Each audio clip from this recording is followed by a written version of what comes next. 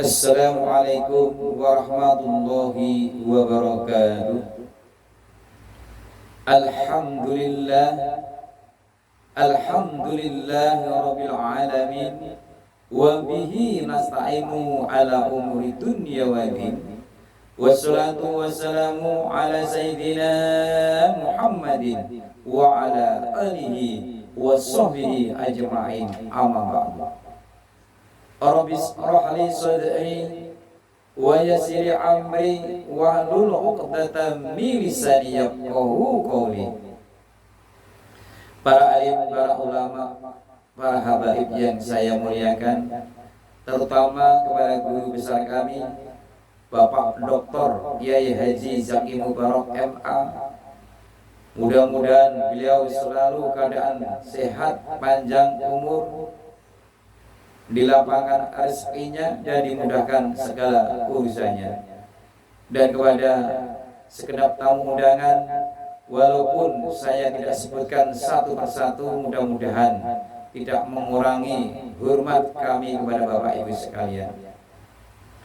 Untuk pertama kalinya mari sama-sama kita panjatkan puji syukur kehadirat Allah Subhanahu wa taala atas limpahan rahmat dan anugerahnya, sehingga kita bisa merasakan suatu nikmat iman Islam sehat sempat, sehingga kita bisa berkumpul di majelis yang mulia ini. Dan untuk kedua kalinya, ucapan serta salam mari kita sanjungkan kepada junjungan kita Nabi besar, Nabi agung, Nabi Muhammad Sallallahu Alaihi Wasallam berserta keluarganya, sahabatnya, dan mudah-mudahan kita digolongkan orang yang mendapat syafaatnya dan mendapat ridho dan surganya Allah. Allahumma amin. Ma'al muslimin yang dirahmati Allah, banyak manusia yang menjalani kehidupan dunia dengan kondisi yang tidak bahagia. Banyak di antara kita yang menjalani kehidupan dunia, stres menjalaninya, frustasi dibuatnya, bahkan seringkali gelisah menjadi sebuah hal yang pasti datang dalam kehidupannya. Dari sekian banyak faktor yang membuat manusia gelisah menjalani kehidupan dunia, karena barangkali jawabannya mereka belum paham tentang sifat kehidupan di dunia. Al-Imam Al-Ghazali menyebutkan ada 4 sifat kehidupan di dunia yang harus kita pahami oleh setiap hamba manusia yang hidup di dunia. Jika karakter ini paham, jika karakter ini hafal, maka insya Allah kita akan mudah menjalani kehidupan di dunia. Apa di antara 4 karakter itu, Ustaz? Yang pertama, dunia ini waktunya singkat, padat, cepat. Dunia ini singkat sekali, bukan tujuan kita. Kalau masih bisa sholat di belakang imam, hari ini sholatlah sebelum besok kita disolatkan di depan imam. Kalau masih bisa baca Al-Quran, bacalah Al-Quran sebelum besok Al-Quran dibacakan di depan tubuh kita yang sudah terbujur kaku, yang sudah tidak bisa bergerak lagi. Kalau masih bisa berangkat ke masjid, berangkatlah sebelum besok tubuh kita digotong ke masjid untuk yang terakhir kalinya. Siapapun di antara kita yang pernah punya dosa, mohon maaf, catat dengan baik-baik. Allah mencintai orang yang banyak dosanya kemudian dia bertobat kepada Allah daripada orang yang soleh sedangkan dia tidak merasa dalam kehidupan, merasa salah dalam kehidupannya.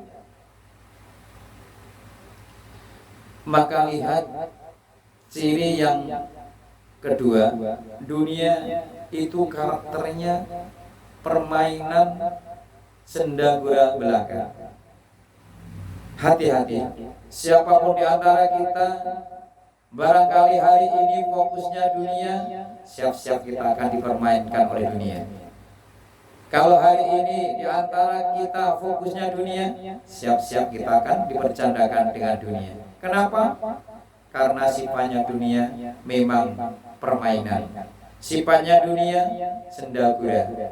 Capek kita dibuatnya.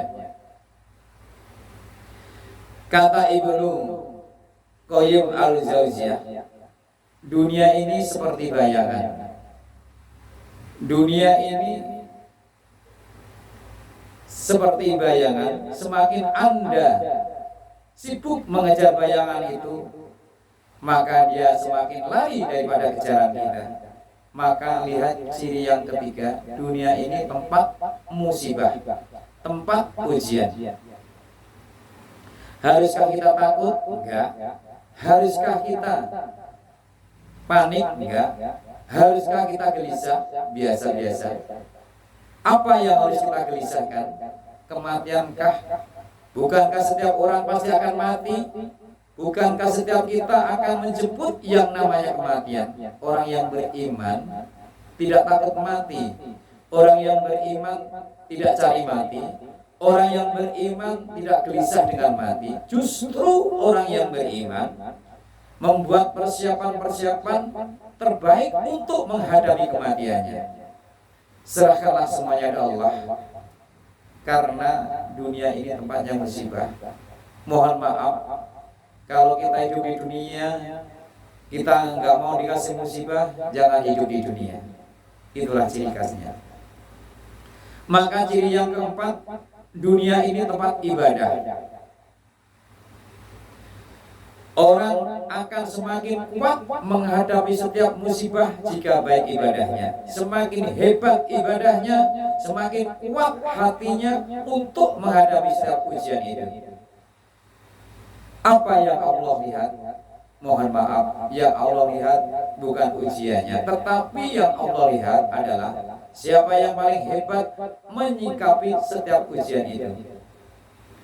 Kalau sekarang di antara kita ada yang dilanda musibah, ujian, mungkin di rumah tangganya, mungkin di keluarganya, mungkin di kerjaannya, mungkin di usahanya, mungkin di bisnisnya, jangan mengeluh. Karena Allah tidak mungkin memberi beban kepada kita kecuali sesuai dengan kemampuan kita. Karena Allah paham kita bisa mengantisipasinya. Cuma siapa yang mampu menjadi pribadi yang lebih baik di hadapan Allah. Dengan datangnya ujian ini, kita semakin baik mendekatkan diri kepada Allah, maka semakin dekat jawaban-jawaban atau jalan keluar setiap datangnya persoalan dalam kehidupan ini.